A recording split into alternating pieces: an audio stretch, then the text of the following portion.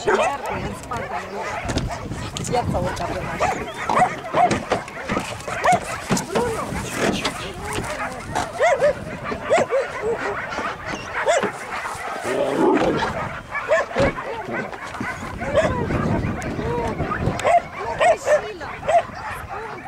Ce faci, Bruno? Dragul meu, stai, că mai ajung și la birou, nu săriți pe mine, gata.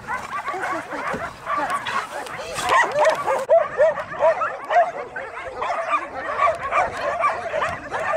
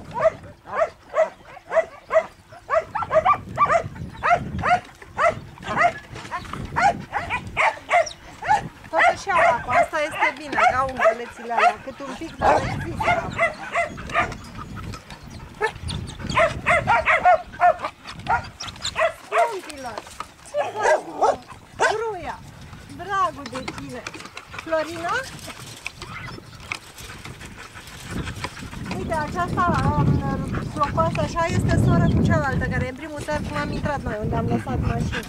Florina, hai! Ea este dintr-un lot ca și cățelușul Gruia, care au fost scoși de la Hinghiera, au fost în spatele serviciului, i-am dus la Pitești, i-am adus de la Pitești, i-am ținut până la el, și după aia au ajuns aici. Ei fac parte din lotul de căței pentru care eu aș dori să le găsesc stăpân, să nu rămân aici, pentru că sunt căței foarte buni, toți ăștia de care îți vorbesc merg în lesă, au avut deținători, sunt extrem de inteligenți, cățelul ăla lup de acolo, din Țărcuri, nu, aici e, împreună cu Florina, e un cățel care știe și comezi, nu știu cine l-a abandonat la egalitate, dar acela alt murderel care are un romb aici, arlechin, l-ai văzut? Ăla este adorabil, este un câine